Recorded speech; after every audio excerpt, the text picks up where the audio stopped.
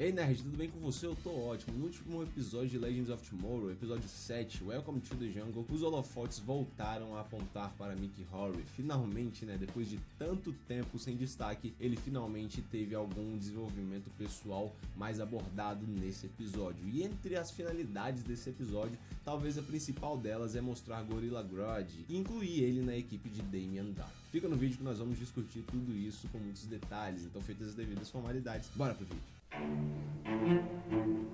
Se tratando de Legends of Tomorrow, tem que ter um anacronismo, e esse anacronismo acontece no Vietnã no ano de 1967, e aí inicialmente a gente pensa que é um monstro, mas quem já viu as promos aí do episódio, algumas imagens dos bastidores, a gente já sabia que esse anacronismo na verdade seria Gorilla Grodd, sim, o gorila telepático lá de Central City, arqui-inimigo do Flash. Gorilla Grodd tem um objetivo, ele quer que os humanos encontrem a paz, e para eles encontrarem a paz, o Gorilla Grodd está manipulando os eventos para que aconteça a Terceira Guerra Mundial. E é só isso, sabe? Não tem mistério, tá ligado? Ele tá manipulando com a sua telepatia, tá manipulando os Vietcongs, a população vietnamita para que ele consiga concluir os seus planos, que é fazer a Terceira Guerra Mundial. Cara, sério, não passa disso. Não passa.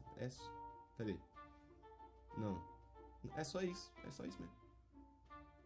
Na verdade, eu vejo que toda essa enrolação durante todo o episódio, vamos fazer paz, mas eu vou tentar fazer a Terceira Guerra Mundial, tal. Eu vejo que toda essa nhenhenhen dos produtores pro Gorilla Grodd, na verdade, tem um propósito que acontece nos últimos segundos do episódio. Quando ele tá indo lá atrás da Wave Rider, ele pula em cima da Wave Rider pra tentar tomar a máquina do tempo pra ele. Ele acaba caindo lá de cima e dá a entender que ele morreu, porque ele cai num monte de fogo lá. Mas no final do episódio a gente acaba que vê ele caindo em algum lugar que não fica muito especificado. Mas o importante é que ele cai de cara com Damien Darhk e o Damien meio que recruta ele pra uma suposta equipe. Se isso realmente acontecer, a equipe de Damien Darhk vai ser composta por Damien, é óbvio, a sua filha Leonora, Kuasa e Gorilla Grodd.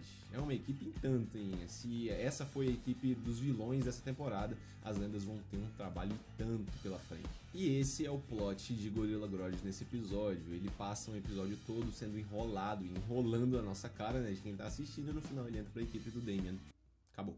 É oficial, o Jax e o Martin estão se movimentando aí para separar a partícula nuclear do Martin. O Jax vai acabar se tornando uma hora ou outra o nuclear sozinho, ele não vai mais precisar do Martin. É bem provável que isso aconteça na Mid-Season Final, que vai acontecer dia 5 ou 6 de dezembro, vai ser depois do crossover. Durante o episódio a gente percebe que o Martin tinha meio que uma ideia de como se separar do nuclear já, mas ele estava meio receoso com o fato de que o Jax ficaria sozinho com a partícula do nuclear, ele teria que fazer tudo sozinho, mente e corpo. E durante o episódio, a gente já tá acostumado com a Fórmula Legends de se levar, a gente vai vendo que o Martin começa a entender que o Jax é capacitado para levar essa partícula nuclear sozinho, para ele carregar esse fardo sozinho. É sempre assim, cara. Eles vão lá, começam o episódio com uma dúvida, durante o episódio eles vão resolver o anacronismo e no meio desse anacronismo eles conseguem a fórmula para resolver aquele dilema pessoal que eles tinham no início e no final acaba que dá tudo certo. E é exatamente isso que acontece. No final das contas, o Martin chega à conclusão de que o Jax tem sim essa capacidade de carregar o fardo nuclear sozinho. Outro dilema pessoal que foi muito pouco trabalhado, mas que já teve um resultado nesse episódio, é o dilema da Maya. No início ela acha que a Kuasa é uma monstra, ela tá decidida a acabar com a raça da Kuasa. E no final do episódio ela chega à conclusão de que a Kuasa não nasceu ruim, ela se tornou ruim, assim como Grodd. É, aquela coisa, no meio do anacronismo ela conseguiu a fórmula para resolver o seu dilema pessoal. Mas o destaque mesmo, a estrela desse episódio foi Mickey Rourke, como eu disse no início. Ele finalmente teve os holofotes apontados para si num dilema pessoal, num desenvolvimento pessoal e muito íntimo dele, que envolve ali o seu pai e a morte deles, que inclusive ele é o assassino. O pai de Mickey Rourke participou da guerra do Vietnã, então não era novidade que eles iriam se encontrar nessa guerra. E ali o Mickey ele começa a entender o porquê do seu pai ser tão babaca assim no futuro, lá na época em que ele matou. Foi os traumas da guerra que tornaram o pai dele o que ele era, e por isso o Mickey matou ele. Só que ele percebe que matar o seu pai foi um grande erro, e que na verdade ele tinha se tornado um monstro. Ele na verdade tinha se tornado pior até do que o seu pai.